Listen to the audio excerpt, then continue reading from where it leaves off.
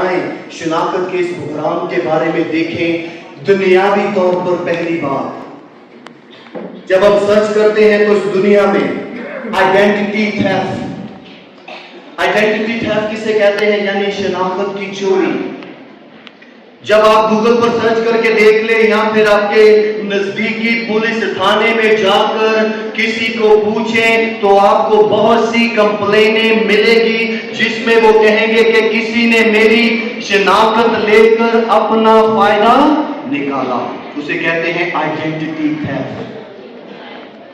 آج دنیا میں شناخت کی چوری ایک سنگین اور بڑھتا ہوا مسئلہ ہے جس میں کوئی شخص کسی شخص کی غیر قانونی طور پر یا کسی دوسرے شخص کی ذاتی معلومات کو دھوکے بازی کے ساتھ لے لیتا ہے. ایک دفعہ میں خدا کے کلام کو سنانے کے لیے کیوبا میں تھا اور وہاں پر کلام سنا رہا تھا اور میری مسز نے مجھے فون کر کے میسج چھوڑا کہ کیا تم نے آن لائن کوئی خرید و فروخت کی ہے؟ میں نے کہا کہ مجھے کیوں ضرورت پڑے گی، کیونکہ ابھی الرٹ آئی ہے کہ تمہارے نام پر کسی نے $6,000 کی کیا ہے پرچیز کی ہے. اور میں نے دیکھا اور ابھی بینک کو کال کی. وہ کس بات کی اٹیک تھی، وہ کس بات کا حملہ تھا کہ کسی نے میرے کریڈٹ کارڈ کا نمبر لے کر اپنی شناخت نہیں بلکہ میری شناخت کو استعمال کیا اور $6,000 کی شاپنگ کر لی. اور اس سے پہلے کہ پروف ہو کہ وہ اسے ہاں کرے، کیا ہوا، میری بینک نے مجھے اطلاع دی اور ہم نے اس ٹرانزیکشن کو کینسل کر دیا. آج اس دنیا میں رہتے ہوئے آپ کی شناخت کو چرانے کے لیے دنیا کے ہیکر نہیں بلکہ کیا ہے، وہ خلائی مخلوق اور وہ کیا ہے، ہوا کی عملداری کا بڑا ماہر کاریگر جسے شیطان کہتے ہیں، وہ آپ کا پرسنل ڈیٹا اسے ہیک کرنا چاہتا ہے تاکہ آپ کو شناخت کے وہام میں کیا کر سکے، بے وقوف بنا سکے. اس لیے آئیڈینٹی تھیفٹ جو ہے وہ بہت زیادہ ہے جس میں مالی یا مجرمانہ سرگرمیاں یا غلط بیانی جو ہوتی ہے اور متاثرین جن پر یہ حملہ ہوتا ہے وہ دو طرح کا نقصان اٹھاتے ہیں. عملی طور پر جس میں کہتے ہیں وہ نفسیاتی یا پھر روحانی طور پر اس کے اثرات کے باعث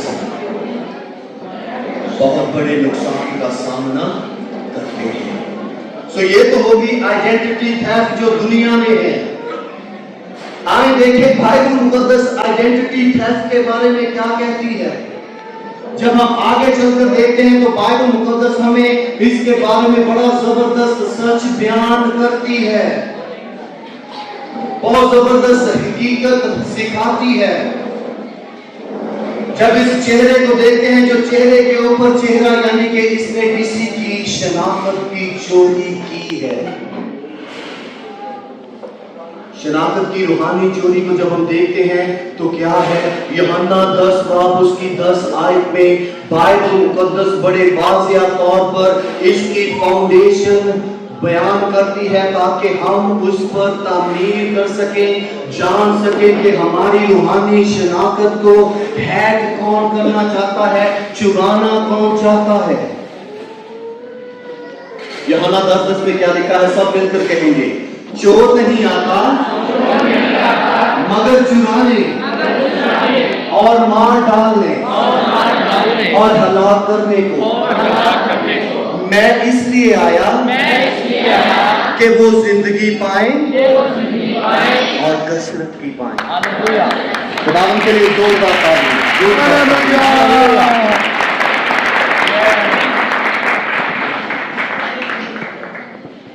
جب ہم ہمارے مخالف کو دیکھتے ہیں تو اس کا ایک ہی مقصد ہے، ہماری شناخت کو چرانے کا، ہمیں کیا کرنا، تباہ و برباد کرنا.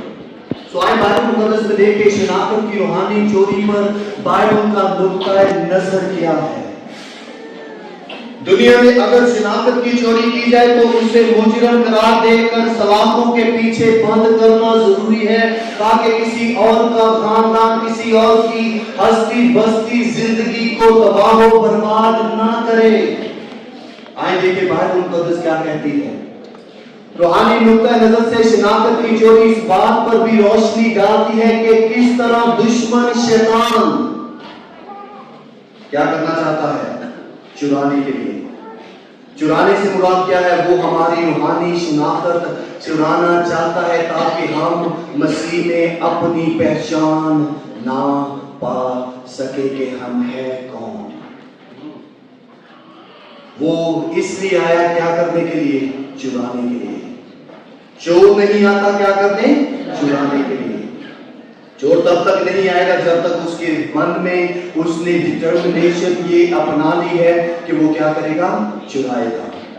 तो पहली बात है चुराने। वो हमारी रूहानी शनाख्त चुराना चाहता है ताकि मसीह में हम अपनी पहचान तक ना पहुंचे। आज बहुत से नौजवान बेटे बेटियां जैसे मैं आज से तकरीबन 20-22 साल पहले इस दायरे में जिंदगी बसर कर रहा था कि मुझे मसीह में अपनी कोई पहचान नहीं थी। मसीह का कोई इरफान, कोई अदराक नहीं था कि वो है कौन। और उसकी वजह क्या थी? चुराने वाले ने क्या किया था? मुझे उस पहचान से हटाकर एक नई पहचान दी हुई थी जिसमें मैं क्या था? हिंदू उन देवी देवताओं में से क्या था? हनुमान की पूजा करता था। उसके लिए अलग किया गया था। अपने खानदान में पहलौठा होने के बाइस अपने दादे के लिए तवीज धागे लिखता था और उन रसूमात को करते थे जो हमारे घर में मुख्तलिफ तस्वीर और मुख्तलिफ मकामात और मुख्तलिफ बुतों की सूरत में हमने जो शनाख्त अपनाई हुई थी।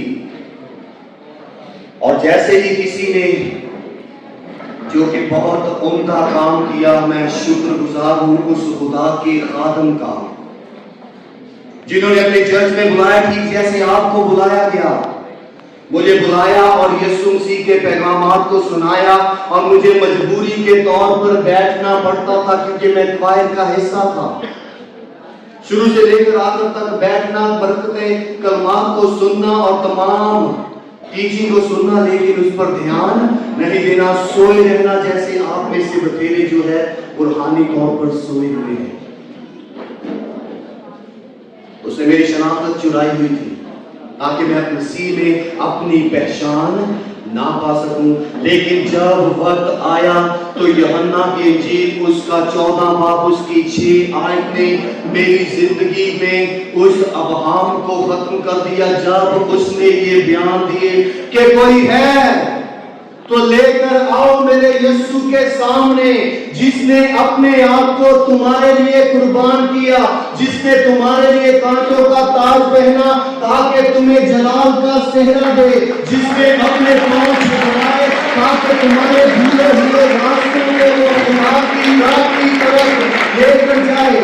उसने अपने हाथ इसलिए फैलाए ताकि तुम जो दूसरे माबूदों के गले लगते हो उस खुदा के लिए जो मुजस्सम हुआ है उसे अपना सको।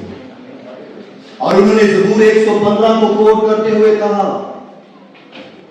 कि जिन देवी देवताओं की तुम पूजा अपनी बाकी तमाम पुश्तों से करते आए हो, वो ना देखते हैं, ना सुनते हैं, ना बोलते हैं, ना चलते हैं। उनके हाथ हैं लेकिन मदद नहीं कर सकते, उनके पांव हैं वो बचा नहीं सकते। उनके बनाने वाले मानने वाले उन्हीं की मानत हो जाएंगे।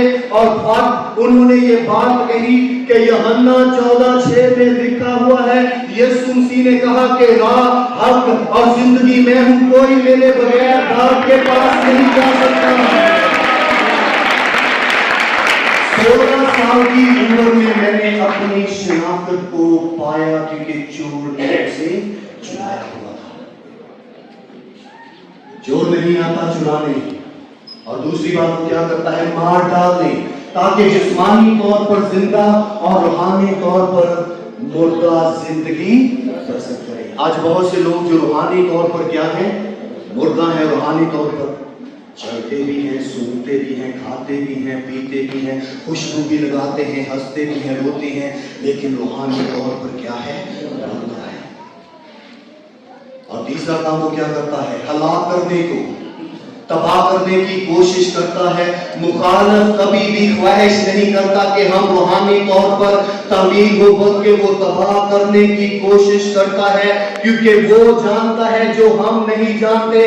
وہ سمجھتا ہے کہ ہمارا فیوچر کیا ہو سکتا ہے. وہ جانتا ہے کہ ہم کس طرح اس زمین پر یسوع مسیح میں اپنی پہچان پا کر انقلاب لا سکتے ہیں، جو الیکشن کے باعث نہیں ہو سکتا، جو کسی پروپیگنڈا کے باعث نہیں ہو سکتا.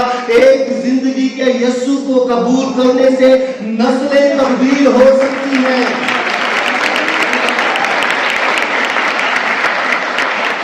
اور اس لیے یوحنا 10:10 میں یسوع نے کہا کہ چور نہیں آتا چرانے، مار ڈالنے اور ہلاک کرنے کو.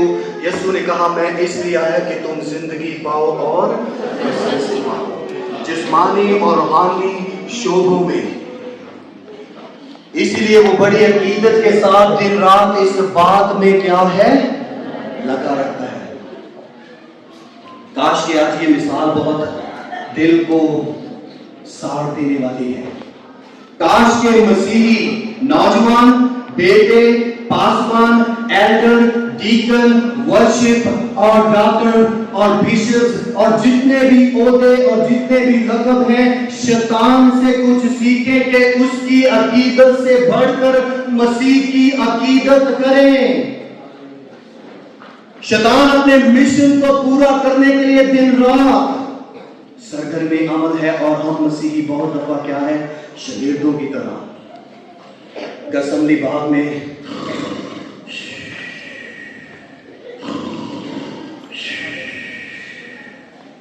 جاگو اور دعا کرو تاکہ ازمائش میں نہ پڑو. یسوع کہہ کر جاتا پھر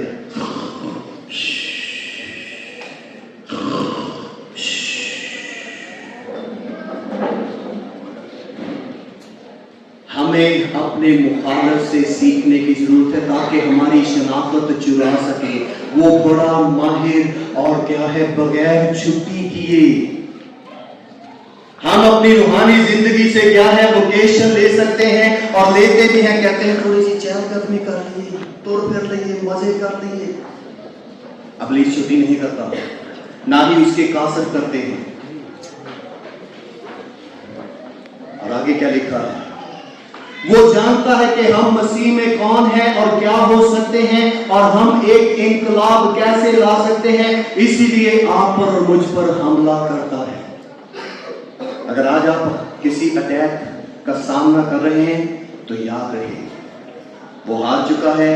اسے اس کا فیوچر بتائیں کہ میں اس کے ساتھ تخت پہ بیٹھوں گا اور تو آپ کی جھیل میں ڈالا جائے گا.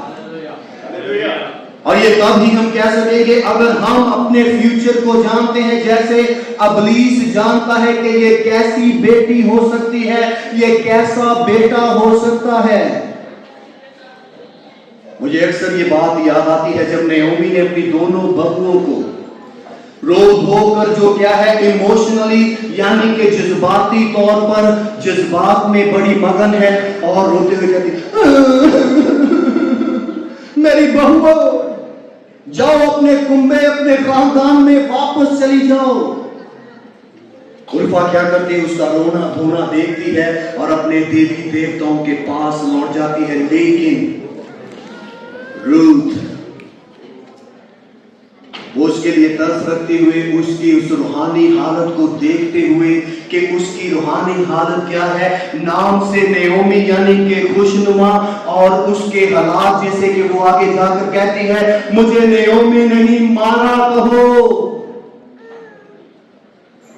سڑی بلی کڑکڑی اور خدا سے ناراض عورت، جس کا مطلب ہے عرفا واپس چلے جاتی ہے. لیکن نعومی کہتی ہے کہ جہاں تو جائے گی میں رہوں گی، جہاں تو رہے گی میں وہاں پر رہوں گی. تیرا خدا میرا خدا ہوگا، جہاں تو مرے گی میں مروں گی، اور موت کے علاوہ کوئی بھی ہمیں جدا نہ کرے.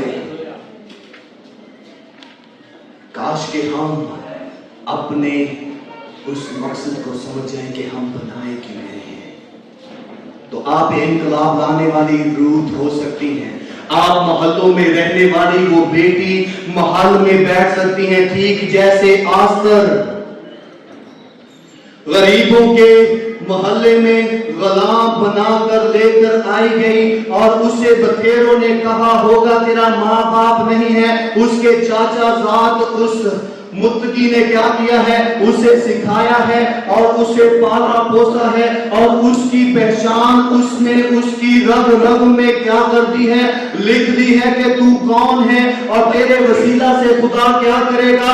اور اس کے لیے وہ رزق لیتی ہے اور سب کچھ کیا کرتی ہے؟ داؤ پر لگاتے ہوئے بادشاہ کے سامنے پیش ہوتی ہے اور ملکہ بن جاتی ہے. اور یہ کیسے ہوا؟ وہ شناخت کے بحران میں نہیں بلکہ شناخت کی پہچان میں زندگی بسر کرتی تھی کہ میرا خدا اگر وہ چاہے تو مجھے بچا سکتا ہے ورنہ کیا کرے گا؟ اپنے نام کو جلال دے گا. وہ اپنے لوگوں کے لیے غریبوں کے محلے سے نکل کر محل میں ملکہ بن کر بیٹھ گئی.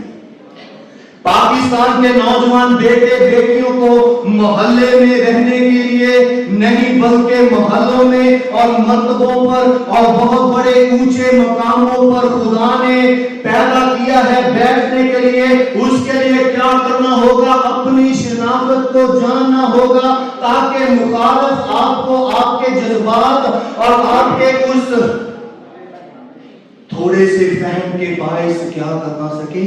حق کھڑی نہ لگا سکے.